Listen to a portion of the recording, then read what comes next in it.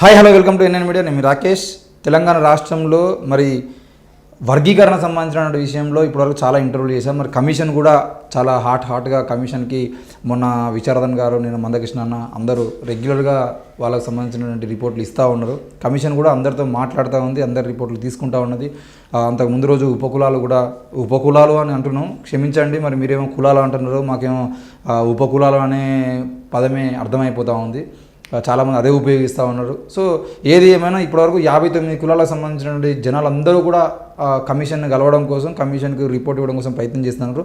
అయితే ఈ విషయంలో మరి తెలంగాణతో పాటు ఆంధ్రప్రదేశ్లో ఏం జరుగుతుందనే విషయాన్ని అడిగి తెలుసుకోవడానికి మనతో పాటు మల్లెల వెంకట్రావు ఉన్నాడు. మాల మహాసభ ఆయన వ్యవస్థాపకుడు. ఆనాటి నుండి ఈనాటి వరకు ఈ వర్గీకరణ సంబంధించిన విషయంలో సుప్రీంకోర్టులో ఆయన ఒక పిటిషన్ వేసి దాంట్లో మెంబర్గా ఉన్నటువంటి వ్యక్తి. మరి అన్నని అడిగి తెలుసుకుందాం. అన్న, welcome to NN media.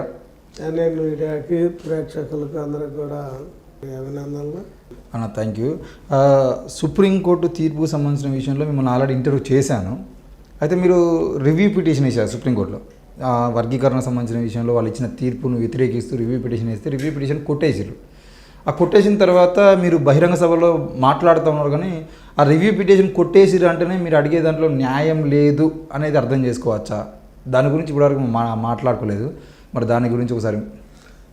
Review petition కానీ ఏ పిటిషన్ అయినా ఏ కోర్టులోనైనా న్యాయం కోసం కోర్టు తలుపు తట్టినప్పుడు ఆ విచారణ ఓపెన్ కోర్టులోనే జరగాల, ఛాంబర్లలో కొట్టివేయటం కాదు. బాధితుల యొక్క కోర్టు గుమ్మం తొక్కిన న్యాయం కోసం వెళ్ళిన వాళ్ళ వాదన వినాలి ముందు. అది సుప్రీంకోర్టు కావచ్చు, మున్సిపల్ కోర్టు కావచ్చు. ఇక్కడ మా కేసులో మా రివ్యూ పిటిషన్లో అసలు వినకుండా ఛాంబర్లో కొట్టేయటం అనేది రాజ్యాంగ వ్యతిరేకం. సుప్రీంకోర్టు రూల్స్ కూడా విరుద్ధమైంది అది. ఎందుకంటే వాళ్ళ రూల్స్ ఆర్టికల్ 145 ప్రకారం సుప్రీంకోర్టు ఆ నిబంధనల మేరకు రూపొందించింది. దాని ప్రాక్టీసెస్ బుక్ కూడా ఉంది. సుప్రీంకోర్టు జడ్జిమెంట్లు ఇచ్చేటప్పుడు మిగతా వ్యవహారాల్లో ఏ విధంగా అనుసరించాలని చెప్పి ఒక నిబంధనల రూల్స్ బుక్ కూడా వాళ్ళకుంది. దాని ప్రకారం భారత రాజ్యాంగం చెప్పే దాని ప్రకారం సుప్రీంకోర్టు రాజ్యాంగానికి మించి అతీతమైంది కాదు. రెండో అంశం, ఆర్టికల్ 13లో రాజ్యాంగం ఏం చెప్తా ఉందంటే, 13లో భారతదేశానికి రాజ్యాంగం ఏర్పడక ముందు ఈ భారత భూభాగంలో ఏ చట్టాలు అమలులో ఉన్నా కానీ రాజ్యాంగం అమలులోకి వచ్చాక ఆ చట్టాలు కానీ, ఆర్డర్లు కానీ, జీవోలు కానీ, నోటిఫికేషన్స్ కానీ రాజ్యాంగానికి లోబడి ఉండాల్సిందే అని ఆర్టికల్ 13లో చెప్పారు. ఆర్టికల్లో 13ని వైలేట్ చేస్తా ఇక్కడ సుప్రీంకోర్టు మాకు అధికారం ఉందని చెప్తుంది. ఆర్టికల్ 145 వాళ్ళు చెప్పిన క్లాస్ ప్రకారం కూడా వాళ్ళకి అధికారం లేదు. మీరు వ్యతిరేకించవచ్చు, కానీ అది ఎక్కడ ఓపెన్ కోర్టులో వ్యతిరేకించాలి. మాది ఓపెన్ కోర్టులో వ్యతిరేకించాల. ఛాంబర్లో 32 పిటిషన్లు 5 నిమిషాల్లో కొట్టేశారు. సరే, కొట్టివేసిన రోజే ప్రకటన వచ్చిందా? జడ్జిమెంట్ యాక్చువల్గా ఆ సుప్రీంకోర్టు రిజిస్ట్రీ కానీ వాళ్ళు కోర్టు అఫీషియల్స్, కోర్టు మార్షల్స్ ఆ రోజు కానీ సాయంత్రం కానీ డెలివర్ చేస్తారు. కొట్టివేసిన 20 డేస్కి మా పిటిషన్లు కొట్టేసామని చెప్పి వాళ్ళు నెట్లో పెట్టడం జరిగింది. అంటే ఈ మొత్తం ప్రక్రియ అంతా కూడా వాళ్ళు పెట్టిన రూల్స్ని వాళ్ళు అతిక్రమించటం. సరే, దాన్ని ఛాలెంజ్ చేస్తాం వల్ల నాకు ఒక రైట్ ఉంది. డాక్టర్ అంబేద్కర్ గారు రాజ్యాంగంలో ఒక ఆర్టికల్ గురించి స్పష్టంగా చెప్పాడు. ఆయన ఆర్టికల్ 32 ఇది లేకపోతే ఈ భారత రాజ్యాంగానికి విలువ లేదు, ఇది ప్రాణం వంటిది, ప్రాణవాయువు వంటిది ఆర్టికల్ 32 అని ఆయన చెప్పాడు. ఆర్టికల్ 32 ఏం చెప్తుందంటే, రిట్లు వేసుకునే అధికారాన్ని భారత పౌరులకు ఇచ్చింది. ఏబిఎస్ కార్పస్, మాండమస్, అట్లాంటి రిట్లు 6 రకాల రిట్లు వేసుకునే అధికారం ప్రజలకు ఇచ్చింది. దాని ప్రకారం మళ్ళా నేను రిట్ వేసాం, మాండమస్ రిట్ వేసాం. న్యాయస్థానాలు ప్రాథమిక హక్కులకి భంగం కలిగింది. ప్రాథమిక హక్కులు నాకున్న హక్కు ఏంటి? కొట్టివేసింది నా జడ్జిమెంట్. 2004 ఈవి చెన్నై కేసులో నేను ఒక లీడ్ పిటిషనర్ని, ఇక్కడ హైకోర్టులో 99లో మెయిన్ పిటిషనర్ని. నాకు నోటీస్ ఇవ్వకుండా, నా వాదన కనీసం వినకుండా మమ్మల్ని రిటర్న్ ఆర్గ్యుమెంట్స్ ఫైల్ చేయమని చెప్పి బెంచ్ చెప్తే మేము రిటర్న్ ఆర్గ్యుమెంట్స్ ఫైల్ చేస్తే కనీసం ఆర్గ్యుమెంట్స్ కూడా జడ్జిమెంట్లో పెట్టకుండా, పొందుపరచకుండా, నాకున్న ప్రాథమిక హక్కు, అది ప్రత్యేకమైన హక్కు కాదు, ఈ ప్రాథమిక హక్కును కూడా వైలేట్ చేసింది కోర్టు. అందుకోసం నేను ఏకపక్షంగా జరిగింది కాబట్టి నేను నాకున్న రాజ్యాంగబద్ధమైన హక్కు ఆర్టికల్ 32 ప్రకారం మాండమస్ రిట్ వేశాం. ఈ మాండమస్ రిట్ కూడా ఎక్కడ విచారణ జరగాలి? ఓపెన్ కోర్టులోనే జరగాలి. ఓపెన్ కోర్టులో ఇది జరగల. ఏదన్నా మాది డిఫెక్ట్స్ ఉంటే మా పిటిషన్లో, మా రిట్లో ఏదైనా డిఫెక్ట్స్ ఉంటే 30 రోజులు టైం ఇస్తారు.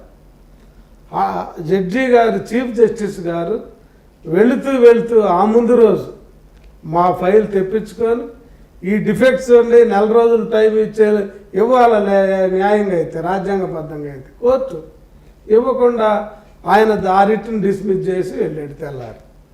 అంటే ఈ మొత్తం అంశంలో ఏంటంటే ఒక ప్రత్యేకమైన ఇంట్రెస్ట్ తోటి బెంచ్ వైలేట్ చేస్తూ ఉంది, రాజ్యాంగాన్ని అతిక్రమిస్తూ ఉంది, ప్రాథమిక హక్కులను కూడా హరిస్తూ ఉంది. ఇది ఇక్కడ వర్గీకరణ సమస్య కాదు, అసలు దానిలో ఉంది నా హక్కు సమస్య. అది నేను ఎందుకు వెళ్ళాను? వర్గీకరణ వల్ల మాకు అన్యాయం జరిగిందని వెళ్ళలేదు మేము. మా వాదన వినలేదు, మా జడ్జిమెంట్ కొట్టేశారు. తర్వాత నాకు రివ్యూ అడిగే హక్కు ఉంది, రివ్యూ వేసాము. అది ఓపెన్ కోర్టులో జరగాల్సింది మీరు ఛాంబర్లో కొట్టేశారు. కొట్టేసిన దాని మీద నాకు ఇంకో 2 అవకాశాలు ఉన్నాయి. ఒకటి క్యూరేటివ్, రెండవది రిట్. నేను ఆ రిట్ వేసుకున్నాను. దాన్ని మళ్ళా ఇమీడియట్గా తెప్పించుకొని మాకు నోటీస్ ఇవ్వకుండా ఎక్కడైనా 1 డే బిఫోర్ ఇస్తారు నోటీస్, ఏ కేసులోనైనా. అంటే నువ్వు 9:30కు 10:30కి ఆ కేసు హీరింగ్ ఉందని చెప్పి 10 గంటలకి నోటీస్ ఇస్తారు ఎవరైనా? అంటే అరగంట టైంలో ఢిల్లీలో సుప్రీంకోర్టులో క్లయింట్స్ కానీ, లేదు మనం న్యాయం కోసం తలుపు తట్టిన వాళ్ళు కానీ, వాళ్ళ లీగల్ కౌన్సిల్ కానీ అసలు అటెండ్ అయ్యే పరిస్థితి ఉందా? సరే, లేదు, దాన్ని ఓపెన్ కోర్టులో చేసిందా సుప్రీంకోర్టు? అరగంట టైం ఇచ్చి ఛాంబర్లోనే కొట్టేశారు. లేదు నా రిట్ మాండమస్ని. అంటే ఎంత వివక్షాపూరితంగా ఉంది ఈ కోర్టు. ఇంకొక నాకు ఆఖరి అవకాశం ఉంది, క్యూరేటివ్ కూడా మేము వేయాలా? కోర్టు దురుద్దేశంతో ఉంది కాబట్టి క్యూరేటివ్కి అవకాశాలు ఉన్నాయి. క్యూరేటివ్ వేసేవాళ్ళు ఒక 3 అంశాలు పొందుపరిచారు. ఒకటి, ఆ కేసుతో సంబంధం ఉండాలి. నాకుంది, ఆ హక్కు ఉంది నాకు. ఎందుకంటే 99 నుండి ఈ కేసుతో నాకు సంబంధం, న్యాయస్థానాలు. రెండవది, బెంచ్లో ఉన్న జస్టిసులు దురుద్దేశంతో ఉన్నారని నేను ప్రూవ్ చేయాలి. ఎవరైతే క్యూరేటివ్ వేస్తారో, ఇదిగో ఈ బెంచ్లో ఉన్నవాళ్ళు వ్యతిరేక భావంతో ఉన్నారు, ఈ అంశం పట్ల దురుద్దేశంతో ఉన్నారు, అందుకే తీర్పు ఇచ్చారని చెప్పాలి. మూడోది, రాజ్యాంగాన్ని అతిక్రమిస్తుంది అని ఈ 3 అంశాలను ప్రూవ్ చేయాలని క్యూరేటివ్ అడిగేవాడు. మొదటి అంశం, నేను హక్కుదారుని కాబట్టి, నేను మొదటి నుంచి కేసులో ఉన్నాను కాబట్టి, నాకు ఆ సంబంధం ఉంది కాబట్టి నేను క్యూరేటివ్ వేయచ్చు. రెండో అంశం, నేను ఇంప్లీడ్ అయ్యి ఉన్నా ఈ కేసు విచారణలో కాబట్టి ఆ హక్కు నాకు ఉంది క్యూరేటివ్ కండిషన్స్లో. మూడవది ఏంటి, జడ్జీలు దురుద్దేశంతో ఉన్నారనేది నేను ప్రూవ్ చేయాలి. జడ్జీలు చీఫ్ జస్టిసే దురుద్దేశంతో ఉన్నాడని ఆయన 1986లో అక్కడ హార్వర్డ్ లా యూనివర్సిటీకి సబ్మిట్ చేసిన థీసిస్లో 48 పేజీలలో ఈ రిజర్వేషన్లకు వ్యతిరేకంగా ఆయన రాశారు. 86లో, ఇప్పుడు కాదు. ఎవరు రాశారు? ఇప్పుడు చీఫ్ జస్టిస్గా ఉన్న డివై చంద్రచూడ్ ఆయన పిహెచ్డికి సబ్మిట్ చేసిన పేపర్లో 48 పాయింట్ల రిజర్వేషన్లకు వ్యతిరేకంగా అప్పుడే క్రీమీ లేయరు లోకూర్ కమిషన్ని ఆయన కోట్ చేస్తా 48 పాయింట్లు రాశాడు. అంటే నువ్వు ఎప్పుడు 2024లో కాదు, నువ్వు 86లోనే నీ మైండ్లో రిజర్వేషన్ల పట్ల వ్యతిరేకత ఉంది, కొన్ని వర్గాలను తీసివేయాలనే ప్రతిపాదనతో నీ మైండ్లో ఉంది కాబట్టి నువ్వు దురుద్దేశంతో ఉన్నావన్న దానికి నీ తీసేసే ఆధారం అది మేము తెప్పించాం. ఇక 4వ అంశం నువ్వు ఆర్టికల్స్ వైలేట్ చేయటం. ఎట్లా ఆర్టికల్స్ వైలేట్ చేసావు? నువ్వు ఏదైతే జడ్జిమెంట్ రెఫర్ చేస్తా ఉన్నావో ఇందిరా సహాని కేసు ప్రకారం ఆర్టికల్ 16(4) రాష్ట్రాలకు అధికారం ఇచ్చింది కాబట్టి మేము ఇస్తున్నానంట. అదే జడ్జిమెంట్లో మరి 9 మంది జడ్జీల ఫుల్ బెంచ్ ఇది కేవలం బీసీలకు మాత్రమే క్రీమీ లేయర్ వర్తిస్తుంది, ఎస్సీ ఎస్టీలకు వర్తించదు అని చెప్పి రాశారు కదా.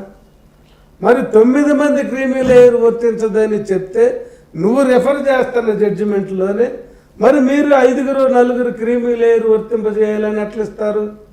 మరి 9 మంది మెజారిటీ జడ్జిమెంట్ అమలు కావాలా, మీరు ఇచ్చిన 4 ఇచ్చిన మైనారిటీ జడ్జిమెంట్ అమలు కావాలా? దాని ప్రకారం ఎట్లా కమిషన్ వేస్తారు మీరు? ఈ రాష్ట్ర ప్రభుత్వాలకి అధికారం ఇచ్చి ఒక చల్లని జడ్జిమెంటు, మెజారిటీ లేని జడ్జిమెంటు, మైనారిటీ జడ్జిమెంట్ని అంటే మీకు అధికారం ఉందని చెప్పి ఈ రాజ్యాంగం పట్ల మాలల్ని అణిచివేస్తారు, మా అవకాశాలు తగ్గిస్తారనేది కాదు అసలు మా వాదన. మాకు భారతదేశం వ్యాప్తంగా ఉన్న షెడ్యూల్ కులాలకి, షెడ్యూల్ తెగలకి ఒక విధాన నిర్ణయాలకు సంబంధించి రాజ్యాంగం పొందుపరిచింది. ఆ ప్రాక్టీసెస్ మీరేమీ చేయకుండా, ఆ గైడ్లైన్స్ మీరు ఫాలో కాకుండా చేస్తూ ఉన్నారు. అది మా అభ్యంతరం. ఇక్కడేదో వాటాలు, పర్సెంటేజీలు, శాతాలు ఇది కానే కాదు. నీకు అధికారం ఎవడిచ్చాడు నీ ఇష్టం వచ్చినట్టు వ్యవహరించడానికి రాజ్యాంగం పట్ల? ఇప్పుడు ఈ విషయంలో చంద్రచూడ్ గారు రాసినటువంటి థీసిస్ సంబంధించిన విషయం మీరు మాట్లాడారు కదా, అంటే ఆ థీసిస్ తీయాలనే ఆలోచన మీకు ఎందుకు వచ్చింది? రెండవది ఆయనకి ఏం అవసరము ఈ వర్గీకరణ సంబంధించిన విషయంలో వీళ్ళిద్దరిని విడగొట్టాలనా, లేకపోతే ఇది న్యాయబద్ధమైనదని చెప్పే పర్సనల్ ఇంట్రెస్ట్ ఆయనకి ఏముంది? మరి ఆయన ఈ ఇద్దరని కాదు, మొత్తంగా రిజర్వేషన్ల పట్లే వ్యతిరేకి. ఓకే, దీన్ని ఏదో విధంగా అవకాశాలు, మాలల పట్ల ద్వేషం, మాదిగల పట్ల ప్రేమ కాదు. ఇక్కడ అతను ఏ వర్గం పట్ల ప్రేమ లేదు. రిజర్వేషన్ల ద్వారా కింద నుంచి పైకి రావాలని ఈ అవకాశాన్ని వీళ్ళకు ఉండటం అనేది అతని పుట్టుకతో వ్యతిరేకి. ఆ వాతావరణంలోనే పెరిగాడు ఆయన, అదే చదివాడు. ఆ ఆలోచనల మేరకే ఈ భారతదేశానికి అభివృద్ధికి రిజర్వేషన్ల ఆటంకం అని చెప్పి ఆ రోజు రాశాడు ఆయన. మానసికంగా అతను వ్యతిరేకి, ఆలోచనలో వ్యతిరేకి. ఎందుకు రాజ్యాంగ వ్యతిరేకి? జస్టిస్ డివై చంద్రచూడ్ అని నేను అంటలేదు. రిజర్వేషన్ల ద్వారా లబ్ధి పొందుతున్న ఈ పేద వర్గాల వ్యతిరేక ఆయన ఒక్కడేనా? ఇంకా మిగతా 4 సభ్యులు కూడా అందరూ అది ఒక అగ్రహారం. అది రాజ్యాంగ ధర్మాసనం. అదేమి ఈ పూజాది కార్యక్రమాలు కాదు. 10 మంది 5 వేపనళ్ళు కూర్చొని ఆ భారతమో, రామాయణమో, భాగవతమో పఠిస్తా ఆ సూక్తులు, వ్యాఖ్యానాలు చెప్పేది కాదు. అక్కడ నువ్వు మాట్లాడాలంటే, నువ్వు చెప్పాలంటే, నువ్వు తీర్పు ఇవ్వాలంటే రాజ్యాంగాన్ని అనుసరించి ఇవ్వాలి. భాగవతాన్ని కోట్ చేస్తా, స్కంద పురాణాన్ని కోట్ చేస్తా.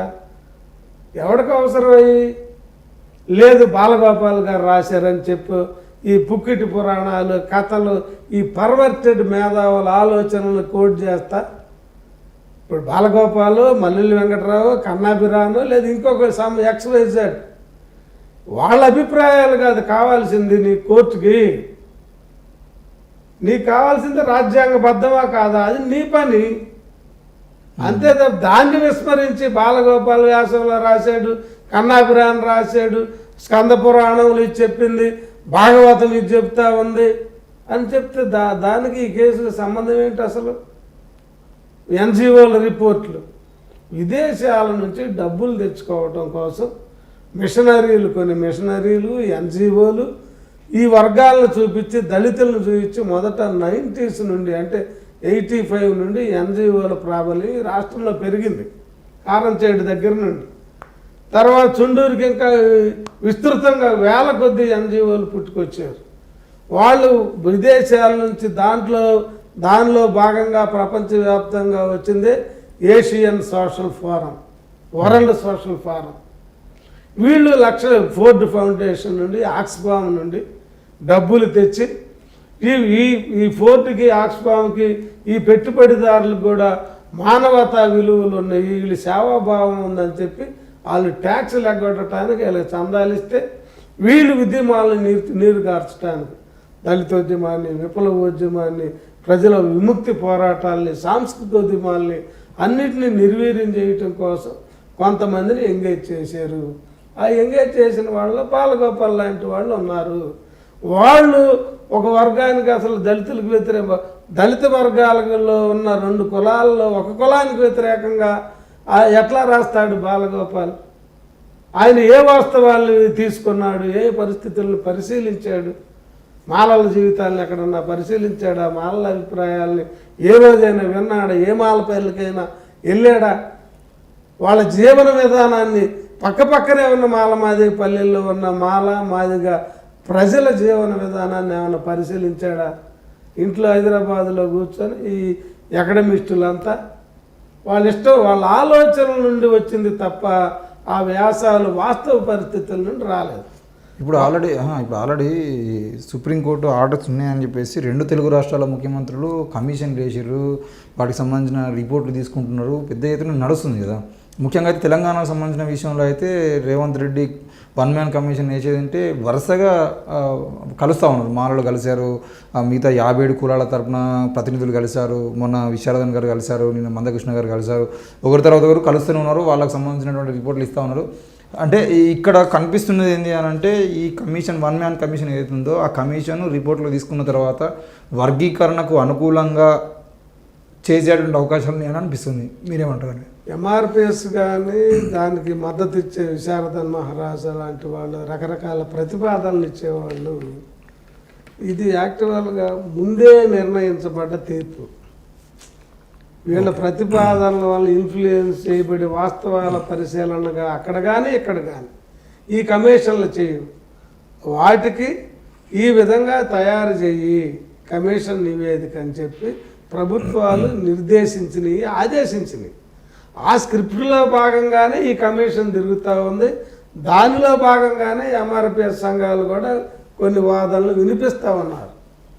అంతే తప్ప అసలు సుప్రీంకోర్టు చెప్పిన దాని ప్రకారం ఈ కమిషన్లు ఏర్పడలేదు.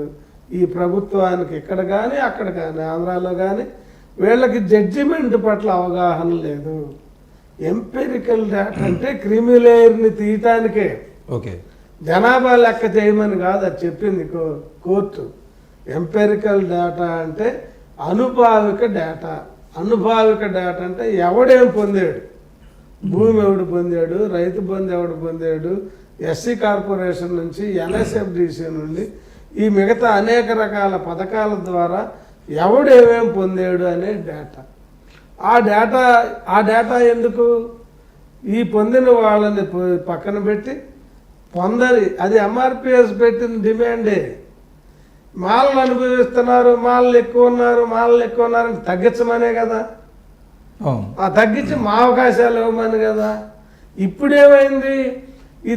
ఎవరిని తగ్గించాలా? ఉద్యోగం లేని వాడిని, ఏ ప్రయోజనం ప్రభుత్వం నుండి పొందని వాడిని తగ్గించాలా? మాలని లేదు మాది కానీ. అంటే నువ్వు తగ్గించాలంటే పొందిన వాళ్ళని తగ్గించాలి, ఆపేయాలి. ఈ ఆపటం ద్వారా మిగతా వాళ్ళకి అవకాశాలు కల్పించాలి. ఒక 4 మెట్లు పైన ఉన్న వాడిని నువ్వు దించలేవు, తగ్గించలేవు.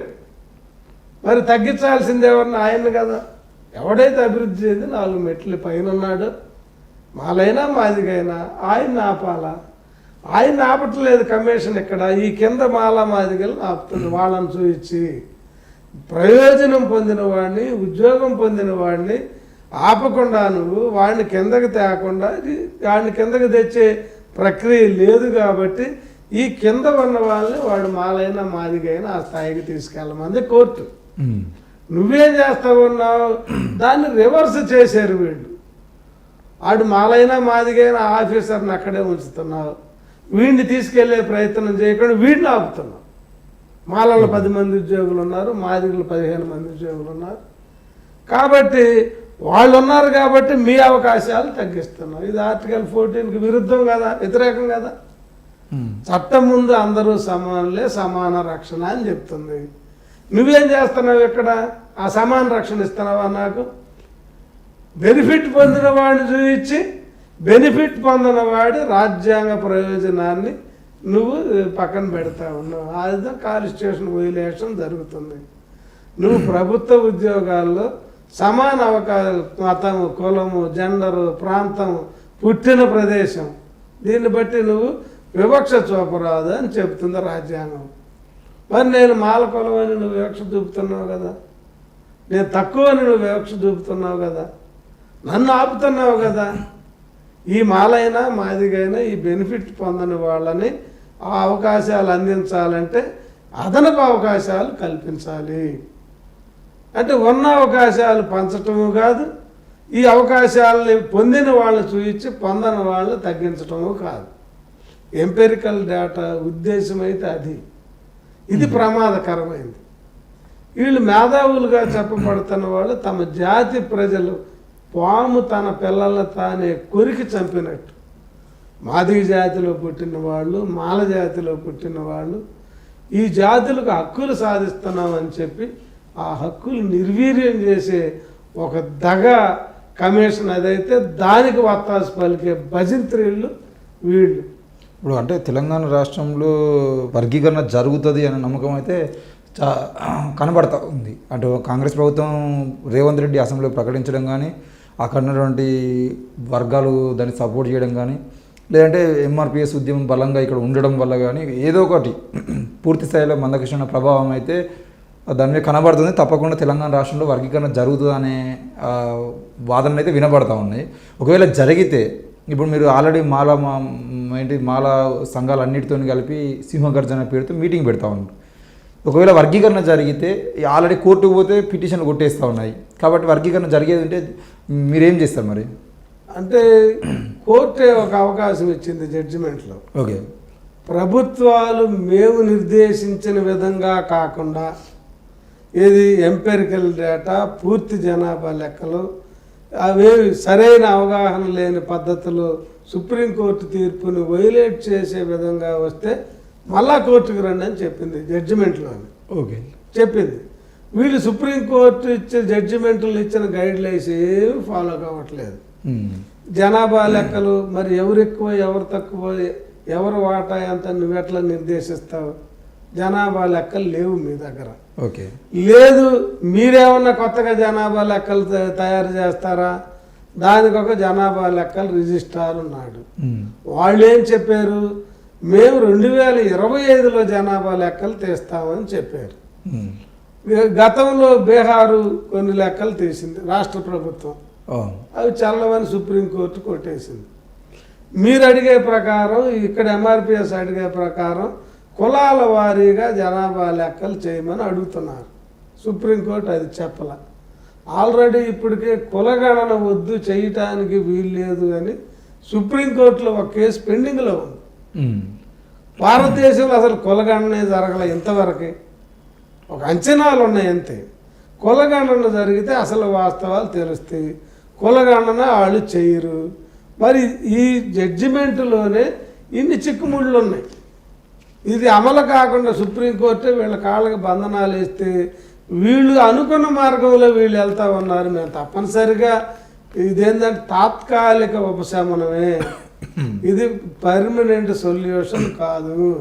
అది ఎంఆర్పిఎస్ మీరు చెప్పిన నాయకులు ఏదో దండుకోవటానికి కొద్ది రోజులు ఒక సంవత్సరం 2 సంవత్సరాలు ఉపయోగపడుతుందేమో, కానీ తప్పనిసరిగా మళ్ళా మేము కమిషన్ ఛాలెంజ్ చేసాము.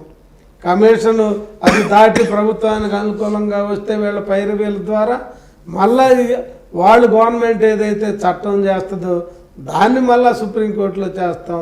తర్వాత ఇంకేదన్నా రూపంలో వెళ్తే అక్కడ మళ్ళీ సెకండ్ రివ్యూ వేస్తాం, క్యూరేటివ్ వేస్తాం, రిట్ వేస్తాం. ఎన్ని సంవత్సరాలు మేము చచ్చిపోయిన దాకా ఈ న్యాయం కోసం మేము పోరాడుతూనే ఉంటాం. దాంట్లో రాజీ లేదు. ఈ కమిషన్ కూడా అడ్డుకొని తీరుతాం. డెఫినెట్గా ఈ కమిషన్ రిపోర్టుని ఆ కోర్టు కొట్టివేస్తుంది. ఎందుకంటే కోర్టు నిర్దేశించిన మార్గంలో కమిషన్ జరగట్లేదు. అది జరగటానికి అది చేయాలంటే కేంద్ర ప్రభుత్వానికి జనాభా లెక్కల రిజిస్ట్రార్కి మాత్రమే అధికారం ఉంది. నీకు లేని అధికారాన్ని మాలలు ఎంతమంది మాదిగలు ఎంతమంది అని రేవంత్ రెడ్డి ప్రభుత్వం కానీ కమిషన్ కానీ తేలుస్తుందా? ప్రభుత్వానికే లేని హక్కుని ఆ ప్రభుత్వం నియమించిన ఈ కమిషన్కి ఉందా అధికారం? లేదు. రెండోది, అసలు వీళ్ళు ఆర్టికల్ 338 క్లాజ్ 9 ప్రకారం నేషనల్ కమిషన్ని సంప్రదించాలి, నేషనల్ ఎస్సీ కమిషన్. అది చేయలే వీళ్ళు. అది చేయలేదనే గతంలో రామచంద్రరాజు కమిషన్ని కొట్టేశారు. ఉషా మెహ్రా కమిషన్ నివేదికను కూడా వాళ్ళు రద్దు చేశారు. నువ్వు సంప్రదించ అన్నీ అంటే రేపు ఈ కమిషన్ ఒకవేళ రిపోర్ట్ ఇచ్చి వర్గీకరణకు అనుకూలంగా చేసినా కూడా కొట్టుడు పోతుందా? లేదంటే ఆల్రెడీ కోర్టులో పెండింగ్ ఉంది, ఇక్కడ తెలంగాణలోను ఆంధ్రాలోను హీరింగ్స్ జరుగుతున్నాయి. వీళ్ళు ఇంతవరకు కౌంటర్ ఫైల్ చేయాలి. ఇక్కడ రాంప్రసాద్ హైకోర్టులో కేసు వేసాడు కమిషన్ ఛాలెంజ్ చేసి. మరి గవర్నమెంట్కి ఏ దురుద్దేశం లేకపోతే ఇంతవరకు కౌంటర్ ఎందుకు ఫైల్ చేయదు? ఎక్కడ ఫైల్ చేయాలి, అక్కడ చేయాలి. నెలలు గడుపుతూ ఉన్నారు. 10 రోజులు అడుగుతారు, 20 రోజులు అడుగుతారు టైం. అడ్వకేట్ జనరల్ కోర్టుకు రాడు, కమిషన్ ఒక పక్క తిరుగుతూ ఉంది. వీళ్ళు దాన్ని ఇన్ఫ్లుయెన్స్ చేయటం కోసం, మాది మోకబలం ఉందని చెప్పటం కోసం. ఎక్కడో వరంగల్లో ఉండేవాడు హైదరాబాద్లో వచ్చి ఆ సంఘాలన్నీ వచ్చి కమిషన్ ఎత్తిన మీద కూర్చొని వాళ్ళకి తెలిసిన తప్పుడు రిపోర్ట్లన్నీ ఇన్ఫ్లుయెన్స్ చేసే వాళ్ళని ప్రయత్నం చేస్తా ఉన్నాం. అంటే ఇప్పుడు ఈ కమిషన్కి ఇచ్చే రిపోర్ట్లను కమిషన్ పరిశీలించదా? మీరు అంటే ఇప్పుడు తప్పుడు రిపోర్ట్లు అన్నారు, ఒకవేళ ఇచ్చినది తప్పుడు రిపోర్ట్ అనే విషయం వాళ్ళు తేల్చారా? ప్రభుత్వం దగ్గరే లేని డేటా ఎంఆర్పిఎస్ నాయకుల దగ్గర ఎక్కడుంది? ఉంటే ప్రభుత్వ ఏజెన్సీల దగ్గర లేవా? మరి అట్లా మూడు బెడ్రూమ్లు ఇల్లు ఎవడు తీసుకున్నాడు, దళిత బంధు ఎవడు తీసుకున్నాడు, ఏ డిపార్ట్మెంట్లో ఎంతమంది మాల ఉద్యోగులు ఉన్నారు, మాదిగ ఉద్యోగులు ఉన్నారు తెలీదా? ప్రభుత్వం ఇవ్వాలి. ఎంఆర్పిఎస్ తెలుసా ఎంతమంది ఐఏఎస్లు ఉన్నారు? వాళ్ళు చెప్పేది మల్లు రవి, మల్లు బట్టి విక్రమార్క, వివేక్, వినోద్, ఈ భజనే. అసలు డిపార్ట్మెంట్లో ఎవడున్నాడు, ఏ జిల్లాల్లో ఎవడున్నాడు ఉందా? ఈ ప్రొఫెసర్ల దగ్గర, ఈ విశారదనుల దగ్గర, ఎంఆర్పిఎస్ నాయకుల దగ్గర.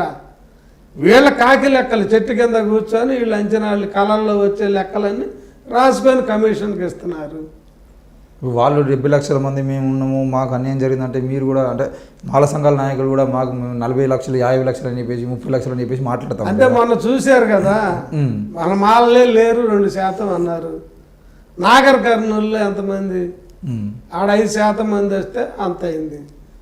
ఏది మహబూబ్ నగర్ జిల్లాలో నాగర్ కర్నూలులో అప్పర్ ప్లాట్లు ఎంఆర్పిఎస్ మేము ఆ జిల్లా రాష్ట్రంలో ఉన్న నల్గొండ, మహబూబ్ నగర్, వరంగల్ ఈ 3 జిల్లాల్లో ఎక్కువ కదా, మెదక్, రంగారెడ్డి. మరి అక్కడ వాళ్ళు చెప్పిన దగ్గర అసలు లేరు అన్న దగ్గర వేలాది మంది వచ్చి అక్కడ మీటింగ్ నాగర్ కర్నూలు ఇదిగా మేము ఉన్నామన్నారు. తర్వాత తెలంగాణలో లేరన్నారు. 1% 2% వస్తేనే ఇక్కడ తేలిపోయింది. లేరు అన్న దగ్గర ఉన్నారు కదా, మీరు లేరు అని చెప్తున్నారు, ఒక పర్సెంటేజ్లు ఇస్తా ఉన్నారు. ఇంకో నెల ఆగితే అసలు ఈ హైదరాబాదులో ఉన్న గ్రౌండ్లన్నింటిలో కూడా నింపేసి పెట్టగలరు. ఒకే రోజు జింకానాలో, నిజాంలో, స్టేడియంలో, ఎల్బీ స్టేడియంలో, బయట చుట్టుపక్కల ఉన్న ఎన్ని గ్రౌండ్లు ఉంటే అన్ని గ్రౌండ్లు ఒకే రోజు మాలలు తెచ్చి నింపగలిగినంత జనం ఉన్నారు. ఇప్పుడు ఈ జనాభా అందరినీ వివేక్ వెంకటస్వామి నడిపిస్తున్నాడు, ఆయన మంత్రిగా కోసం ఒకటి ఉన్నది బయట టాక్. రెండవది వీళ్ళందరి వ్యతిరేకత ఎవరి మీద? రిజర్వేషన్ల వర్గీకరణ వ్యతిరేకమా లేదంటే ఎంఆర్పిఎస్ వ్యతిరేకమా? ఎందుకు అడుగుతున్నా అంటే చాలామంది మీ మాల సంఘాలకు సంబంధించిన నాయకులే మాట్లాడుతూ మేము వర్గీకరణ వ్యతిరేకం కాదు, మేము వర్గీకరణ వ్యతిరేకం కాదని చెప్పేసి మాట్లాడుతున్నాం. మరి వర్గీకరణ వ్యతిరేకం కాదు అన్నప్పుడు వీళ్ళ వ్యతిరేకత ఎవరి మీద? మందకృష్ణ గారి మీద లేదంటే వర్గీకరణ మీద? ఈ మాల మేధావులు అనేవాళ్ళు ఇక్కడ కానీ అక్కడ కానీ ఎవడో లేడు. వాళ్ళ ఎగ్జిస్టెన్స్ కోసం, ఐడెంటిటీ కోసం రకరకాల ప్రతిపాదనలు పెడతా ఉన్నారు. ఓకే, గతంలో కూడా వీళ్ళే సపోర్ట్ చేశారు ఎంఆర్పిఎస్ని. అందువల్ల అంటే మేధావుల ముసుగులో ఉన్న ఎంఆర్పిఎస్, కృష్ణ మాదిగ కోవర్టులు వీళ్ళు. ఓకే, ఎవరు వర్గీకరణ సపోర్ట్ చేస్తున్న వాళ్ళ? మాలల్లో సపోర్ట్ చేసేవాడు. వాళ్ళకి ఏం అవసరం? వాళ్ళు ఎవడు అడిగాడు? నువ్వు నిజంగా అన్యాయం జరిగిందంటే నువ్వు పో ముందు, అది వదిలేసి వీళ్ళకి ఆ అధికారం మా కులం ఇచ్చిందా? నిన్న అనేక రాజకీయ పార్టీల వాళ్ళు సింహగర్జనకు వచ్చారు. మళ్ళీ అనేక రాజకీయ పార్టీలకి ఓట్లు వేసిన వాళ్ళు, అందులో కాంగ్రెస్ వాళ్ళు ఉన్నారు, బీఆర్ఎస్ వాళ్ళు ఉన్నారు, బీజేపీ ఓట్లు వేసిన వాళ్ళు ఉన్నారు, రకరకాల భావజాలాలతో ఉన్న వాళ్ళు వేదిక ముందున్నారు, లక్షల మంది. వాళ్ళందరూ వచ్చింది వర్గీకరణకి వ్యతిరేకంగానే. వేదిక మీద ఉన్న వాళ్ళు రకరకాల పార్టీల్లో ఉండి ఆ రకరకాల వాదనలు వినిపించవచ్చు గాక, వేదిక మీద ఉంది మాట్లాడిన వాళ్ళు 20 మంది అయితే బయట వేదిక ముందు వర్గీకరణ వద్దని 10 లక్షల మంది వచ్చారు. వాళ్ళ అభిప్రాయాలకు వ్యతిరేకంగా ఈరోజు వీళ్ళు ఎట్ట మాట్లాడతారు? ఎవరైనా మాల కులంలో పుట్టిన మేధావులని తమకు తాను చెప్పుకుంటున్న వాళ్ళు, వీళ్ళు ఎవరు మేధావి అన్నారు? మేధావికి అసలు ఆ బెంచ్ మార్క్ ఏంటి? అసలు మేధావి అంటానికి నీకు సంబంధం లేదు, నువ్వు ఒక లబ్ధిదారుడివి, నువ్వు ఎంఆర్పీ చెప్పిన మనువాదుల్లో అని ముద్ర వేసిన వాళ్ళు నువ్వు ఒకడివి, వాళ్ళ హక్కు వాళ్ళ పల్లెలో ముద్ద నువ్వు లాక్కొని తింటున్నావు అని ఆరోపించబడ్డ వాళ్ళలో నువ్వు ఒకడివి. నువ్వు ఈరోజు ప్రతిపాదన మా తరపున ఎట్లా పెడతావు? నువ్వు మాల కులస్తుడు అయితే అయ్యుండొచ్చు కాక, అందుకే మీలాంటి వాళ్ళు ఉంటారని డాక్టర్ అంబేద్కర్ ఈ మేధావుల గురించి ఆయన రాసి పెట్టాడు. ఈ మేధావులు ఈ పీడిత ప్రజల యొక్క ఆశల్ని వాళ్ళకి మెరుగైన జీవితాలు అందించడం కోసం తమ మేధస్సును ఉపయోగించవచ్చు, లేదు తమకు తాము పతనమైపోయి స్వప్రయోజనాల కోసం జాతి ప్రయోజనాలు తాకట్టు పెట్టే దిగజారుడితనానికి కూడా ఇదే మేధావులు వస్తారు అని చెప్పి ఆ రెండో కోవకు చెందిన వాళ్ళు వీళ్ళు. అంటే వీళ్ళ వాదన, వీళ్ళ ముసుగు రకరకాల ప్రతిపాదనల ద్వారా పార్లమెంట్లో పెట్టాలని అంతని ఇంతని ప్రతిపాదన చెప్తా ఉన్నారే. అంటే వీళ్ళు వర్గీకరణ వద్దు అనే దాని ఆ అంశంలో వీళ్ళకి పూర్తి అవగాహన లేదు. ఓకే, మేమొద్దనే అంశం వేరు, నీ ప్రతిపాదన వేరు. అయితే పార్లమెంటుకి అధికారం లేదని మేము చెప్తా ఉంటే, అది పరిష్కారం కాదని మేము చెబుతా ఉంటే, దాన్ని వక్రీకరించి మీరు వర్గీకరణ 100 వర్గీకరణలు చేసినా పరిష్కారం కాదు. ఏ నుంచి జడ్ వరకు చేసినా ఆ గ్రూపుల్లో మళ్ళీ అంతరాలు మిగులుతానే ఉంటాయి, అది పరిష్కారం కాదు. నీకు అసలు ఇక్కడ తెలంగాణలో ఎన్ని కులాలు ఉన్నాయో మీకు తెలియదు. ఎప్పటికీ మీరు మేధావులా? మీరు మేధావులా? ఇక్కడున్న వాళ్ళు మాట్లాడే ఈ మొరిగే వాళ్ళందరూ తెలంగాణలో 60 కులాలు ఉన్నాయా? అవి ఎప్పుడు 1956కి ముందు ఎన్ని కులాలు ఉన్నాయి? ఇక్కడ 32 ఉన్నాయి. 56 తర్వాత అనేక రాష్ట్రాలు కలిసినాయి, ఆంధ్ర ప్రాంతం కలిసి ఆంధ్రప్రదేశ్ అయింది. అక్కడున్న 30 కులాలు ఇక్కడ లేవు, ఇక్కడున్న 30 కులాలు అక్కడ లేవు. ఈ రెండు కలిసి లిస్టులో 60 కులాలు అయినాయి. 2014 స్టేట్ బైఫర్కేట్ అయ్యాక 32 మిగిలినాయి. మొత్తంగా 2 రాష్ట్రాల్లో ఉన్న కులం మాల, మాదిగ, చలవాది, చెమర్. ఈ 4 కులాలు అక్కడ ఇక్కడ 56కు ముందు ఉన్నాయి, తర్వాత ఉన్నాయి. ఇప్పుడు ఇక్కడ ఉన్న వాటిల్లో కూడా కొన్ని ఉపకులాలు నింపుకున్నట్టు అసలు జిల్లాకి లేవు కదా? లేవు అసలు. అక్కడ కంప్లీట్గా అక్కడ ఆంధ్ర ప్రాంతంలో ఉన్న 30 కులాలు తెలంగాణలో లేవు. ఇప్పుడు 2014 తర్వాత నువ్వు ఎట్లా 60 అంటావు? కులాలు లెక్క తెలియనోడు నువ్వు మేధావి అంటారు నిన్ను. నీకు నువ్వు చెప్పుకోవటం తప్ప నీ కుటుంబంలో భార్యా బిడ్డల దగ్గర గొప్పలు చెప్పుకోవటానికి మెహర్బానికి వాళ్ళు వినాల్సిందే. నీకు ఆ లెక్క తెలియని వీళ్ళు ఆయన ఉద్యమం నడుపుతున్నాడు ఇన్ని సంవత్సరాలుగా, 30 సంవత్సరాలుగా. 50 కులాలకు 60 కులాలకు అన్యాయం జరుగుతుందని 60 ఉంటేగా 30 ఉంది. 30లో దాదాపుగా మొత్తంగా 10 కులాలు తేలుతాయి, మెర్జ్ అయిపోయినాయి అన్ని కులాలు. అవును, చాలా కులాలు. మాదిగ ఉప కులాలుగా పెద్ద ఏమో మాలలు కొన్ని, ఎందుకంటే వీళ్ళు ప్రత్యామ్నాయ హిందూ మతానికి, హిందూ సంస్కృతికి ప్రత్యామ్నాయ సంస్కృతిని రూపొందించుకున్నారు కాబట్టి వీళ్ళు. అందుకని నీకు అన్ని మాదిగల్లో మాదిగ నేతకాని లేదే, మాలసాలే నేతకానే ఉంటుంది, మాల భోగం ఉంటుంది, మాల హన్నాయి ఉంటుంది, మాల మాస్టర్ని ఉంటారు, మా వారియర్స్ వాళ్ళు, నేరడిగాళ్ళు ఉంటారు. అంటే ఈ కులంలో వివిధ రకాల వృత్తులు చేసేవాళ్ళు. చలువాదీస్ ఉంటారు మాకు, మా కత్తిరేయటానికి, పెళ్లి కార్డులు ఇయటానికి, మిగతా కులాలన్నిటికీ చాకళ్ళు మంగళ్ళు సేవ చేస్తే మాలలకు మాత్రం ప్రత్యేకంగా చలవాదులు ఈ కత్తిరి వేయటం, పెళ్ళిళ్ళకి కార్డులు పంచటం, కులాన్ని కూర్చటం. అంటే మాకు హిందూ హిందూ సమాజంలో ఉన్న వృత్తులకు సంబంధించిన కొన్ని కులాలు ఇక్కడ ఉన్నాయి. మా వేపనాడు పెళ్లి చేయడు కాబట్టి మేము మాల దాసరులు పెట్టుకో, వాడు మా పూజారులు, మాల దాసులు ఉన్నారు, వాళ్ళకి కంసాలి ఇల్లు కట్టరు, మా ఇల్లు కడతారు. వడ్రంగులు ఇల్లు మాలలు కట్టరు కాబట్టి, అన్టచబుల్ కట్టడు కాబట్టి వీళ్ళలో ఆవృత్తి చేసేవాడు ఒకటి మాలదాసే. మాలదాసరులేమో పెళ్ళిళ్ళు కర్మకాండలు చేసేవాళ్ళు అయ్యారు. మాల సాలే నేత్కాని ఏమో బట్టలు వేసేవాళ్ళు అయ్యారు. వ్యవసాయ పనిముట్లు చేయటానికి మాల మాస్టర్లు, కత్తులు, గొడ్డళ్ళు, నాగళ్ళు ఇవి చేయటానికి. ఆరిమాలలు కూడా ఉన్నారు చెప్పులు కొట్టడానికి. మాకు అది తెలియని వాళ్ళు, అది తెలియని వాళ్ళు, మాకు ఆ వృత్తి చేసేవాళ్ళు అట్లా కులం ఏర్పడింది. ఓకే, మాదిగిళ్ళు అవి ఉండవు. వాళ్ళు సింధోళ్ళు, డప్పోళ్ళు, గొడగరి, గొడాలి, బైండ్ల ఇట్లా ఉంటాయి. అవి మాదిగ ఉప్పు కులాలు కాదు, అవి వేరు. ఇక్కడి పర్టికులర్గా మాలలకి మాత్రమే చేసే ఆ వృత్తి ద్వారా సేవలు అందించే కులాలు. ఓకే, అది అంటే వీళ్ళు మాదిగలకు చేయరు, పూర్తి స్థాయిలో చేయరు. కాటి కాపరులు అన్ని సేవలు కాలుస్తారు కానీ మాల మాస్టర్లు వాళ్ళ ఇళ్ళల్లో బిచ్చం కూడా అడగరు. మాల ఇంట్లోనే తింటారు. అసలు వాళ్ళు ఇంక వేరే కులం వాడి దగ్గర తినరు, అడగరు. వాళ్ళ సర్వీస్ బీసీల దగ్గర కూడా పోరు, ఎక్కడికి కూడా ఓన్లీ మాలాస్ దగ్గరే. ఓకే అన్న, అంటే మేధావులు అంటే వీళ్ళకి కులాలు, ఇప్పుడు ఉప కులాలు అన్నారు మీరు, మాకు ఉప కులాలే. అవునన్నా, ఎవడవునన్నా కాదన్నా, ఓకే, మాదిగా ఉప కులాలు కాదు, అది వేరు వేరు కులాలు. ఈ ఉప కులాలు అంటే ఈ కులానికి ఆ సర్వీసెస్ ఇచ్చిన వాళ్ళనే తప్ప మొత్తం మాలలమే మేము.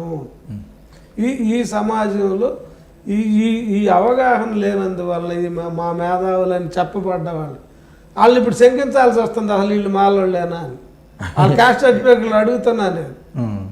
నీకేం హక్కు ఉంది? నువ్వు నా తరపున అవకాశం పొందిన వాడి తరపున నువ్వు ప్రతిపాదించడానికి నీకేం హక్కు ఉంది? అసలు నువ్వు వదిలేసిపో. మీరు అంటున్నట్టయితే, మీరు ఇంతకుముందు అన్నట్టుగా వీళ్ళ పేరు కోసం వస్తున్న వాళ్ళు కొంతమంది అయితే కనబడతా ఉన్నారు.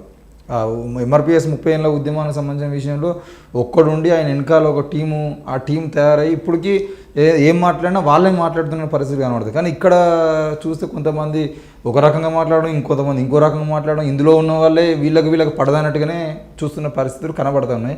ఇక వాటి లోతుల్లోకి పోతే చాలా విషయాలు, కులాల లోతుల్లోకి పోతే మాట్లాడతారు. అయితే ఈ కమిషన్కు సంబంధించిన విషయంలో మొన్న విశారదన్ మహారాజ్ గారు కమిషన్ని కలవడము, వర్గీకరణ చేస్తే 10% మాదిగలకు, 4% మాలలకు, 1% ఈ మిగతా కులాలు ఏవైతే ఉన్నాయో అవి ఉపకులాలు అనుకుంటారా లేదంటే మిగతా కులాలు ఏమన్నా కానీ, మాదిగ మాల 14% పోతే 1% మిగతా వాళ్ళకి ఇవ్వాలి, ఇదే సామాజిక న్యాయం అని చెప్పేసి విశారదన్ గారు అన్నారు. దీన్ని ఎట్లా అర్థం చేసుకోవచ్చు? రెండవది, ఇక్కడే ఈ క్వశ్చన్లోనే ఒకవేళ ఇదే సామాజిక న్యాయం అంటే ఇదే అంశాన్ని మళ్ళీ తిరిగి ఆంధ్రప్రదేశ్కు ఆపాదిస్తారా? అంటే ఇక్కడ మాదిగలు ఎక్కువ ఉన్నారు, మాలలు తక్కువ ఉన్నారు అంటున్నారు, అక్కడ మాలలు ఎక్కువ ఉన్నారు, మాదిగలు తక్కువ ఉన్నారని వాళ్ళే అంటున్నారు. మరి సామాజిక న్యాయం కోణంలో ఇదే సామాజిక న్యాయాన్ని అక్కడ వాళ్ళు పాటిస్తారు అనుకుంటున్నారా? ఎట్లా జరుగుతుంది అనుకుంటారు? అక్కడ మాకు ప్రయోజనం ఎక్కువ వస్తుందైనా మేము అంగీకరించేది లేదు ఈ వర్గీకరణ అనే ప్రతిపాదన. ఓకే, ఇక్కడ తక్కువ వస్తుందని చెప్పి లేదు, ఎక్కువ ఇస్తామన్నా అంగీకరించేది లేదు. అసలు మా శాతాన్ని నిర్ణయించడానికి విశారద మహారాజు ఎవరు? నీకు 10 కాకపోతే 20% డిమాండ్ చేయి మాదిగలకి, అంతే తప్ప మాలలు 4 ఉన్నారు, 4 ఉన్నావా 40 ఉన్నావా అది మా సమస్య, నీ సమస్య కాదు. కాబట్టి నేను చెప్పేది ఏంటంటే ఈ ప్రతిపాదన చేసే అందరికీ, విశారదన్ మహారాజు లాంటి వాళ్ళకు కూడా మాదిగలకి ఏం కావాలో ముందు మీరు తేల్చుకోండి. మాదిగల జీవితాలని ఏ విధంగా అభివృద్ధి చెందించాలో తేల్చండి. ఆ మార్గం, ఆ డిమాండ్ చేసుకోండి, తప్పులేదు. మాలల గురించి మీరు ఎలాంటి ప్రతిపాదనలు పెట్టాల్సిన అవసరం లేదు, ఆ హక్కు లేదు. మేమెందుకు? మీరు వాస్తవంగా వాళ్ళు ఏంటంటే వాళ్ళు ఏ భ్రమలో ఉన్నారంటే ఇది మాల రిజర్వేషన్, మాదిగ రిజర్వేషన్ కాదండి, షెడ్యూల్డ్ క్యాస్ట్ రిజర్వేషన్. షెడ్యూల్లో ఉంటే నువ్వు షెడ్యూల్ క్యాస్ట్ దానికి 15% రిజర్వేషన్.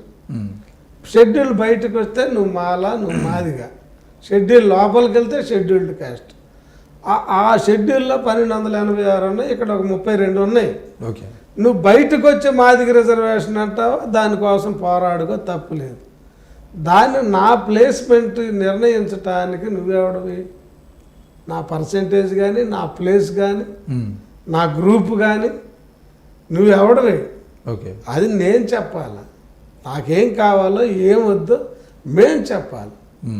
ఈ ప్రక్రియనంతా ఎందుకు వద్దంటున్నామంటే మేము ఇది రిజర్వేషన్లని పూర్తిగా తుడిచివేసే కుట్ర. ఆ కుట్రలో భాగమే అందులో పాత్రదారులు వీళ్ళు, మేధావుల ముసుగులో, ఉద్యమకారుల ముసుగులో. ఎందుకు అంటున్నామంటే ఈ సామాజిక న్యాయం అనేది కొన్ని దశలు ఉంటాయండి. ఈ సామాజిక న్యాయం ఈ దశల్ని, మొదటి దశని, రెండవ దశ, మూడవ దశని మొదటి దశగా భ్రమిస్తున్నారు వీళ్ళంతే. ఓకే, ఎందుకంటే మా దగ్గర ఏమి లేదు పంచటానికి, మేము దోచుకున్నది లేదు. నువ్వేమంటున్నావు, ఇక్కడ దోచుకున్నారని చెప్పి మమ్మల్ని బ్లేమ్ చేస్తున్నావు, దోచుకున్న వాళ్ళని వదిలేసి. మొదటి దశ ఏంటి? ఏ సిద్ధాంతమైన ఈ ఎంఆర్పిఎస్కి మద్దతు ఇచ్చిన బాలగోపాల్ లాంటి ఈ ప్రజా సంఘాలు, నక్సలైట్లు, మావోయిస్టులు, మొత్తం ఈ రాజకీయ పార్టీలు, లేదు ప్రపంచంలో ఏ సిద్ధాంతమైన ఎక్కడ సంపద ఉందో దాన్ని పంచమని. ఇక్కడ దరిద్రం ఉందే మాలల దగ్గర. ఇక్కడ సంపద ఎంత ఉంది? 2%. 98 దరిద్రంలో ఉన్నారు. నీకు అక్కడ 2% ఉన్నారు, మిగతా 98 నీ సమాజం దరిద్రం. నువ్వు ఉన్న దగ్గర అడగాలి కదా, పోగొట్టుకున్న చోట వెతుక్కో. ఉన్న దగ్గర అడుగు. అక్కడ భూమి ఉంది, అక్కడ సంపద ఉంది, అక్కడ వనరులు ఉన్నాయి, అక్కడ దోచుకున్న సంపద అంతా అక్కడ ఉంది. అది వదిలేసి వాళ్ళందరి దగ్గర దండుకొని, అడుక్కొని, బెగ్ చేసి, డబ్బులని కాదు, పదవులు లేదు, వీళ్ళ తిడతాం, మాలల్ని టార్గెట్ చేస్తామని. అంటే వీళ్ళు బతుకు తెరువు రోజు బ్రతికే అక్షయ పాత్రే మాలోళ్ళకి, అంతే. ఓకే, మా చేతిలో ఆ చెప్ప పట్టుకొని మాలలు తింటున్నారు, మాలలు దోచుకున్నారయ్యా, మాలలు దోచుకున్నారు బెగ్ చేస్తా, మామూలు తిడతా, మిగతా కులాల దగ్గర అడుక్కుంటున్నారు. అది మద్దతు అడుక్కొని, పదవులు అడుక్కొని, ఇంకేదైనా డబ్బులు అడుక్కొని, సీట్లు అడుక్కొని, ఏదన్నా. దానిలో భాగంగానే మొన్న అవార్డుల విషయంలో అవార్డులు ఇస్తే దాని మీద మీరు అడుక్కుంటున్నారని మీరు అంటున్నారు, కానీ లబ్ధి మీరే కనబడుతున్నారు. మీ చేతిలో మా పాత్ర ఎందుకు? మాలనే పాత్ర ఎందుకు? మాలనే పాత్ర ఎందుకు? అది తీసేసి నువ్వు కమ్మ అడుక్కో, బ్రాహ్మణ దగ్గర అడుక్కో. నువ్వు మాలని చెప్పి అడుకోండి. మా దగ్గర నీ దగ్గర ఉన్న దరిద్రమే ఉంది. ఓకే, అక్కడ పొందిన వాళ్ళు కూడా మామూలు మాదిగలకి, ఆ పదవులు పొందిన వాళ్ళకి వాళ్ళిద్దరు ఒకటేనా? లేదు. దామోదర రాజనరసింహ దరిద్రుడైనా సామాన్య మాదిగకి ఆయనకి పోటీ పెడతారు? ఎక్కడ పోటీ పడాల్సింది ఎవరు? ఎక్కడ మనం చూడాల్సింది ఎక్కడ? ఈ 98% మంది ఆకలి, కన్నీళ్ళు, కష్టాలు, అవమానాలు ఒకటే, అస్పృశ్యత కూడా ఒకటే. ఇప్పుడు ఈ ఇంతగానం సభలు పెడుతున్నారు కదా, అంటే సభలు పెడుతున్నారు అంటే మాల లీడర్లు చెప్తున్న అంశం ప్రకారమే రేవంత్ రెడ్డి ఎంఆర్పిఎస్ సపోర్టే, ప్లస్ పైన మోడీ సపోర్టే, అక్కడ చంద్రబాబు నాయుడు గారు పూర్తి సపోర్ట్ అని చెప్పేసి అందరూ మాట్లాడుతున్న అంశాలు. మరి ఇంతమంది సపోర్ట్ ఉన్న తర్వాత వర్గీకరణకు వ్యతిరేకంగా మీరు పెట్టేటువంటి సభల వల్ల ఏమన్నా ఉపయోగం ఉన్నదా? అసలు మీ భవిష్యత్ కార్యాచరణ ఏంటిది? అసలు నీ డిమాండ్ న్యాయబద్ధం అయితే వీళ్ళందరూ సపోర్ట్ ఎందుకు? బల నిరూపణ ఎప్పుడు దౌర్జన్యం చేసేటానికే బల నిరూపణ, అంతే. ఓకే, నీది న్యాయబద్ధమైన కొట్లాట అయితే నీకు మోడీ ఎందుకు, రేవంత్ రెడ్డి ఎందుకు? మేము గెలిచామంటున్నావు కదా సుప్రీంకోర్టులో, నువ్వు గెలిచావా? జడ్జిమెంట్ ఇచ్చింది ఎవరు? రాజ్యాంగ ధర్మాసనం ఇస్తే నువ్వెవడు కృతజ్ఞతలు తెలిపావు? మాజీ జస్టిస్ ఎన్వి రమణకి, మోడీకి, అమిత్ షాకి, మన చంద్రబాబు నాయుడుకి, ఎక్కడున్న కిషన్ రెడ్డికి, బీజేపీ వాళ్ళు అందరూ. అంటే మీరందరూ ఇన్ఫ్లుయెన్స్ చేసి తెచ్చుకున్న జడ్జిమెంట్ అని అర్థమవుతుంది కదా. అది మీరే చెప్తున్నారు కదా. 2004లో మరి మేము గెలిచినప్పుడు వెళ్ళి ఎవరి దగ్గరికి వెళ్ళి మేము అభినందనలు తెలపలేదే. మేము ఇన్ఫ్లుయెన్స్ చేయలే, అది రాజ్యాంగబద్ధంగా వచ్చిన తీర్పు. ఇప్పుడు నువ్వు ఇన్ఫ్లుయెన్స్ చేసావని మీరే చెప్తున్నారు, వీళ్ళందరూ సహాయం చేశారు. పెరేడ్ గ్రౌండ్లో మోడీ మీటింగే కదా జడ్జిమెంట్, ఇంకేముంది. కాబట్టి అందుకని వీళ్ళు ఎంతమంది ఉన్నా మేము రాజ్యాంగాన్ని గౌరవిస్తాం, రాజ్యాంగ హక్కుల కోసం పోరాడతాం. వీళ్ళందరూ ఎప్పుడూ వ్యతిరేకమే. మోడీ కాదు, కాంగ్రెస్ కూడా రాజ్యాంగానికి వ్యతిరేకమే. రాజ్యాంగ వ్యతిరేకంగా 128 సవరణలు చేశారు ఇప్పటికీ. రాజ్యాంగ వ్యతిరేకంగా, చట్టానికి వ్యతిరేకంగా, ప్రజాస్వామిక సూత్రాలు నిబంధనలకు వ్యతిరేకంగా ఎన్నో విషయాల్లో వీళ్ళందరూ నేరస్తులే ఈ దేశంలో పాలక వర్గాలు. మరి అలాంటి వాళ్ళని తీసుకొచ్చి మేము వీళ్ళందరూ మద్దతు అంటే మేము బెదిరిపోతామా? నెక్స్ట్ మీ కార్యాచరణ ఏంటి మరి? కార్యాచరణ ఎవడైతే మా జాతికి ద్రోహం చేశాడు, మా జాతి అంటే ఓవరాల్గా ఈ పేద వర్గాలు, ఈ అస్పృశ్యతలో జీవిస్తున్న ఈ కులాలకి రాజ్యాంగ ఫలాలు అందకుండా కుట్రలు చేశారు. ఇక్కడ రేవంత్ రెడ్డి రేపు ఉండడు.